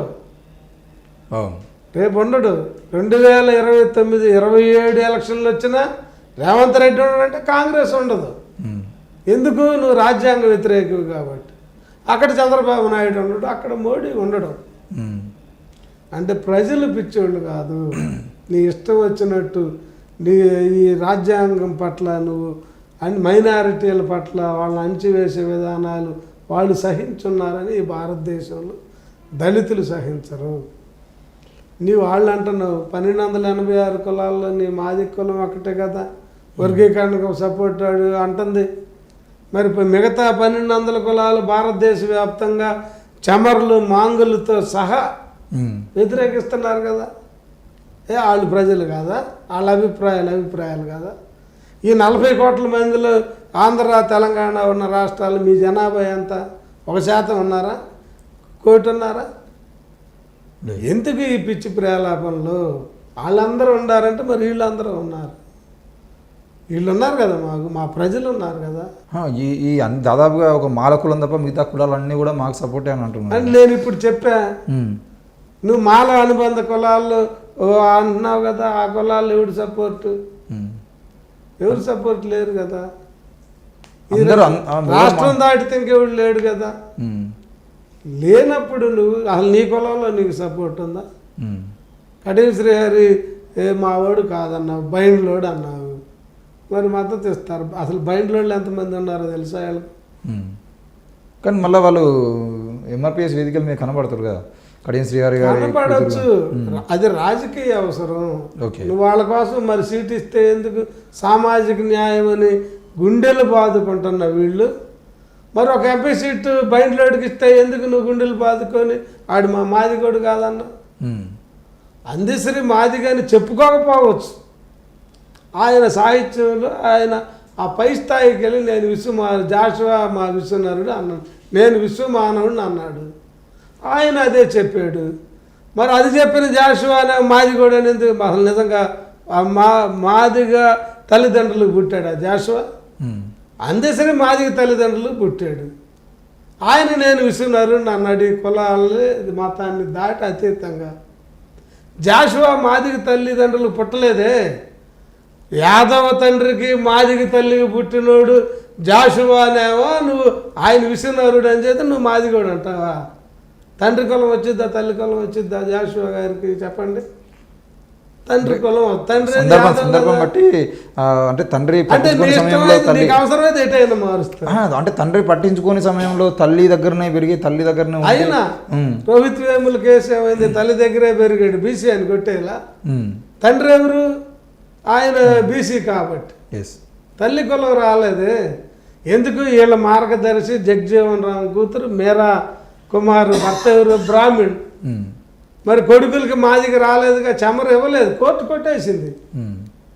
అంటే వీళ్ళు ఏ రోటి కాడ ఆ పాట పాడే గ్యాంగ్ వీళ్ళు. నిన్నటిదాకా అసలు ఎక్కడికి వెళ్ళి నువ్వు పైరువిల్లు చేసుకున్నావు. కులం పేరు చెప్పి, ఎంఆర్పిఎస్ పేరు చెప్పి, రిజర్వేషన్ల వర్గీకరణ పేరు చెప్పి 2004 తర్వాత నువ్వు చేసింది ఏంటి? అసలు ఇది కేసు నువ్వు కేసు వేసావా? టీవీ చెన్నై మా కేసులో జడ్జిమెంట్ వచ్చిన 2004 నువ్వు గవర్నమెంట్ అప్పీల్కి వెళ్ళావా? గవర్నమెంట్ వెళ్ళింది అప్పీల్కి? లేదే. నువ్వు పంజాబ్ వాళ్ళు వాళ్ళ జడ్జిమెంట్ కొట్టేస్తే వాళ్ళే లేరు. వాళ్ళ కోసం జరిగిన ప్రక్రియ ఇదంతా. దాన్ని అడ్డం పెట్టుకొని గాల్లో పేలపిండి కొట్టుకెళ్తుంటే కృష్ణార్పణం అని దండం పెట్టినట్టు ఈ మధ్యలో చంద్రబాబు నాయుడు, రేవంత్ రెడ్డి, బీజేపీ వాళ్ళు వీళ్ళందరూ వచ్చి మేము చేయించాం నేను పోరాడాను.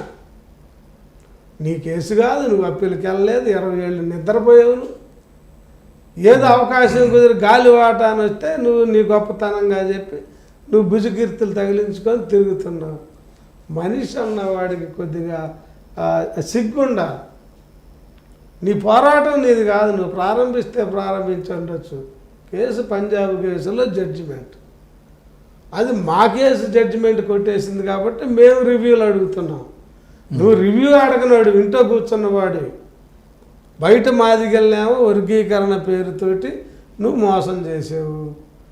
వాళ్ళ దగ్గరికి వెళ్ళామో రాజకీయ ప్రయోజనాల కోసం నేను పరిశుద్ధుడిని, ఏ పదవులు తీసుకోలేదు అన్నావు. నువ్వు అమ్ముకున్నా తెలీదా? ఎమ్మెల్సీ ఎంపీ సుగుణ్ కుమార్కి ఎంత డబ్బులు తీసుకున్నావో తెలీదా? రాజేశ్వరరావు దగ్గర ఎమ్మెల్సీ ఇచ్చి ఎంత తీసుకున్నావో తెలీదా?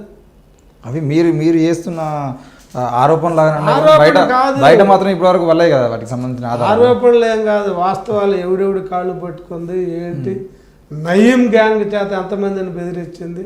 అదేనే ఇప్పుడు ఇంత అంటే ఒకటండి, ఒక ఉద్యమకారుడు, ఒక పీడిత కులానికి సంబంధించిన వాళ్ళు, ఒక అంబేద్కర్ వాది, ఎవడు కూడా ఈ మాఫియాలతో సంబంధాలు పెట్టుకోరు. ఉద్యమకారులు ముఖ్యంగా. నీ క్యారెక్టరు, నీ వ్యక్తిత్వం అక్కడే తెలుస్తుంది. నువ్వు ఎవరితో తిరిగావు, ఎవరి సహచర్యం, ఎవరి గైడ్లైన్స్లో ఉన్నావు అనేది. ఇప్పుడు నేను మాట్లాడుతున్నానని కాదు, చరిత్ర ఏదో అవన్నీ రికార్డు అవుతుంది. చరిత్ర నిరూపిస్తుంది, చరిత్ర చెప్తుంది మన జీవితాలు.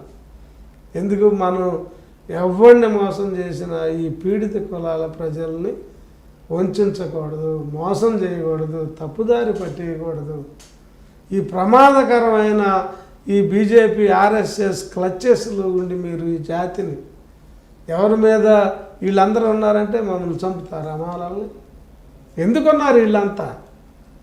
మోడీ, అమిత్ షా, ఆర్ఎస్ఎస్, బజరంగ దళ్, ఈ కాంగ్రెస్, ఈ మిగతా కులాలన్నీ ఉంటే ఏంటి, ఎందుకున్నారు? చంపుతారా మాలల్ని? ఈ ఈ భూమి నుండి మమ్మల్ని తోసివేస్తారా? మరి నీ మాటల ఆంతర్యం ఏంటి? ఈ బెదిరింపు ద్వారా ఈ బ్లాక్ మెయిలింగ్ ఏంటి? నువ్వు ప్రతిదాన్ని ప్రశ్నించే ప్రతి ఇష్యూలో నీకు సంబంధం లేని విషయాల్లో ఎవడెవడి గురించి ఎందుకు మాట్లాడుతున్నావు? మాట్లాడి డబ్బులు దండుకోవటం కాదా ఏంటి? దాన్ని ఎక్కడ ప్రత్యక్ష కేసు దగ్గర నుంచి ఈ బతుకు తెలిసేళ్ళు బతుకు నాకు.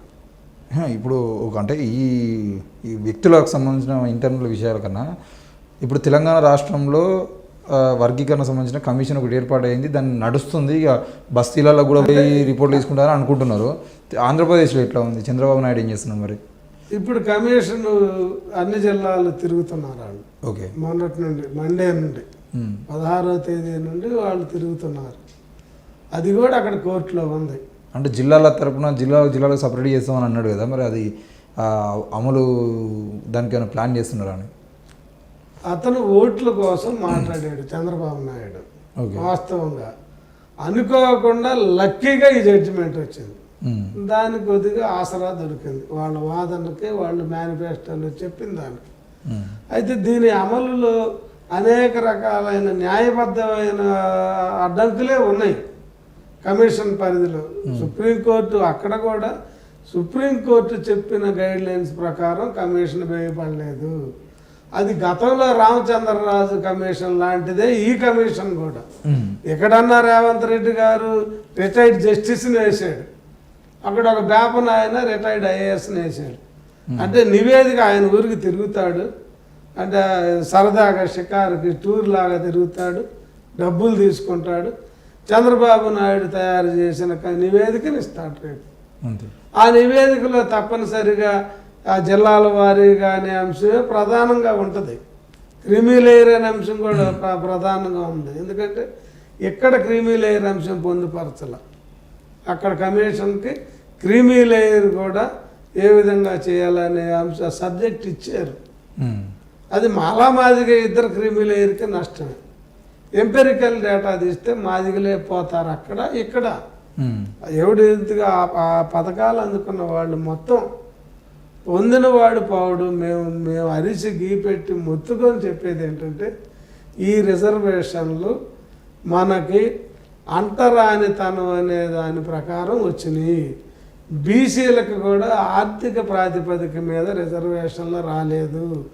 రాజ్యాంగంలో ఎక్కడా కూడా ఆర్టికల్ 340 బీసీలకు నిర్దేశించిన దానిలో కూడా సోషల్లీ ఎడ్యుకేషనల్లీ బ్యాక్వర్డ్నెస్ అందే తప్ప ఎక్కడా కూడా ఎకనామికల్లీ బ్యాక్వర్డ్నెస్ లేదు. బీసీల వాటా కొట్టేయటం కోసం 25%, 52% ఉన్న బీసీలని 27% పరిమితం చేసి మిగతా 25% ఈ ఓసీలు కొట్టేసే కుట్రలో భాగంగానే కోర్టులు పాలక వర్గాలు ఈ క్రీమీ లేయర్ అనే పదాన్ని సృష్టించినవి. ఆర్థిక ప్రాతిపదిక మీద రిజర్వేషన్లు రాలేదు. ఇది మత ప్రాతిపదిక మీద కూడా మాకు రిజర్వేషన్లు రాలేదు. అంతకుముందు రాజ్యాంగానికి ముందు సిక్కు రిజర్వేషన్లు, ముస్లిం రిజర్వేషన్లు, ఆంగ్లో ఇండియన్ల రిజర్వేషన్లు, పార్సీ రిజర్వేషన్లు, దళిత క్రిస్టియన్ రిజర్వేషన్లు ఉన్నాయి. అవి మతానికి ఇచ్చిన రిజర్వేషన్లు. రాజ్యాంగం అమల్లోకి వచ్చాక ఈ మతానికి సంబంధించిన రిజర్వేషన్లన్నీ తొలగించి షెడ్యూల్డ్ క్యాస్ట్, షెడ్యూల్డ్ ట్రైబ్ రిజర్వేషన్లుగా పొందుపరిచారు. షెడ్యూల్డ్ కులాల రిజర్వేషన్లు అంటరానితనం ప్రాతిపదిక. ఈ ప్రాతిపదికను విస్మరించి ఆయన కమిషన్లు ఏం చేస్తాయి? ఆర్థిక పరంగా అభివృద్ధి చెందారా? ఆస్తి ఎంత ఉంది, ల్యాండ్ ఎంత ఉంది, ఇల్లు ఉందా లేదా, కారు ఉందా లేదా అని వీటి ప్రాతిపదిక మీద కమిషన్ రేపు నివేదిక ఇవ్వబోతా ఉంది. ఇది రిజర్వేషన్ల స్ఫూర్తికి రాజ్యాంగానికి వ్యతిరేకం. రెండోది క్రీమీ లేయర్ పేరుతోటి రాంప్రసాద్, రాకేష్ ఒక రిజర్వేషన్ ఫలితం పొందితే రాంప్రసాద్ కుటుంబంలో ఉన్న 3 పిల్లల్ని రిజర్వేషన్కి అనర్హులని ఏరివేసి ఒక కొత్త బానిస వర్గాన్ని తయారు చేస్తున్నారు. ఇది మాలా మాదిగలు అందరికీ వర్తిస్తుంది. మరి వాడి హక్కు ఏమవుతుంది? రాంప్రసాద్ కడుపును పుట్టినందుకు ఆ మైనారిటీ తీరిందాకా, డిగ్రీ అయిందాకో ఆయన చదివిస్తాడు. పెళ్ళయ్యాక రాంప్రసాద్ కొడుకులు పెళ్ళయ్యాక వాళ్ళ భార్యని, వాళ్ళ కొడుకుల భార్యని, మనవాళ్ళని కూడా రాంప్రసాదే పోషిస్తాడా? మరి రాంప్రసాద్ కొడుకు ఆయన కుటుంబాన్ని పోషించుకోవాలి కదా. మరి ఆయన కుటుంబాన్ని పోషించుకోవాలంటే ప్రభుత్వం రాజ్యాంగం ఇచ్చిన ఆయన హక్కు, ఒక లోను, ఒక ఉద్యోగము పొందే హక్కు లేదా అంటే ఆడి లివింగ్ హక్కును ఆర్టికల్ 21 ప్రకారం బ్రతికే హక్కును కూడా నువ్వు క్రీమీ లేయర్ పేరుతో కొట్టేస్తున్నావు. ఇది మేము చెబుతుంది. ఇది తలకెక్కగా మా మేధావులు అనేవాళ్ళు అక్కడ పార్లమెంట్లో పార్లమెంట్కి కూడా లేదు. నా లివింగ్ రైట్ని, నేను బతికే హక్కుని, నా భార్య బిడ్డల్ని పోషించుకునే హక్కుని నువ్వు నా కుటుంబం మొత్తం ఒక 5గురు జీవించే హక్కు నువ్వు తీసేస్తున్నావు. 3 పిల్లలుంటే ఈ భార్య భర్తలు ఆ 3 పిల్లల జీవితాన్ని నువ్వు తీసేస్తున్నావు, లివింగ్ రైట్ని. ఇది భారత రాజ్యాంగం కాదు, ప్రపంచ రాజ్యాంగాలు.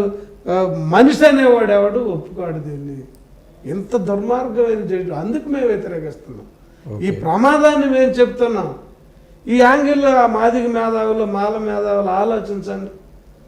నష్టమేమిటో జరుగుతుంది, వీడి బతికే హక్కు పోతుందని మేము మొత్తుకుంటుంటే ఈ కోర్టు విందు, ఈ పార్టీలను, ఈ ఉద్యమకారులను బతికే హక్కు లేదా? వాడికి ఒక ఉద్యోగి కొడుక్కి పెళ్లి చేసుకునే హక్కు లేదా? పిల్లలను కానీ హక్కు లేదా? వాళ్ళు పోషించుకోవడానికి అన్ని రాజ్యాంగబద్ధంగా ఉండే ఫలాలు పొందే హక్కు లేదా? ఇది ఎవరికి? ఓసీలకే లేదే. ఓసీలకు కూడా లేని దాన్ని తీసుకొచ్చి ఇక్కడ పెట్టి నెత్తిన రుద్దాలంటే ఇది అంత దుర్మార్గమైన ఈ డిమాండ్. అది ఆలోచించమని మేము ఈ 30 సంవత్సరాలుగా వేడుకుంటున్నాం, పోరాడాం, అప్పీల్ చేసాం.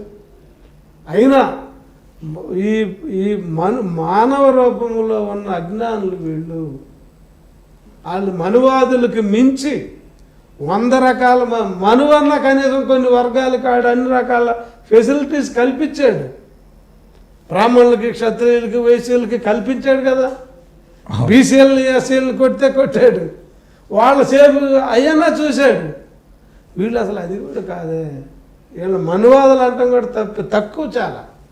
ఈ వర్గీకరణవాదులు 100 మనువుల్ని పోగు చేసి ఒకరిని చేస్తే ఈ వర్గీకరణవాదులు అవుతారు. ఓకేనా, ఇది ఆ పెయిన్ మాది. అది దీంట్లో మాలా మాదిగా డక్కలి వెళ్ళి పాకి అనేది కాదు. మనుషులు మనం, ఈ మనుషులు ఈ సమాజంలో బతకటానికి ఈ మాత్రం చిన్న అవకాశాలు, ఆ స్పేస్ని భిక్షగాడికి కూడా బతికే హక్కు ఉందంటున్నారు. ఇంకో ప్రధానమైన విషయం, సంతోష్ హెగ్డే బెంచ్ జడ్జిమెంట్లో ఆయన రాశాడు స్పష్టంగా, వికలాంగుడికి ఒక పదవి ఒక ఉద్యోగం వస్తే వాడి వికలాంగత్వం పోద్దా, కాలు వచ్చేసినట్టేనా. ఒక ట్రాన్స్జెండర్ కలెక్టర్ అయిందండి, ఆమె ఆ వైకల్యం పోయినట్టేనా. ఒక స్త్రీ భారత రాష్ట్రపతి, నీ స్త్రీత్వం ఆ వివక్ష పోయిందా. అస్పృశ్యత కూడా అదే. ఆయన జస్టిస్ సంతోష్ హెగ్డే ధర్మాసనం చెప్పింది, న్యాయంగా కూడా అది.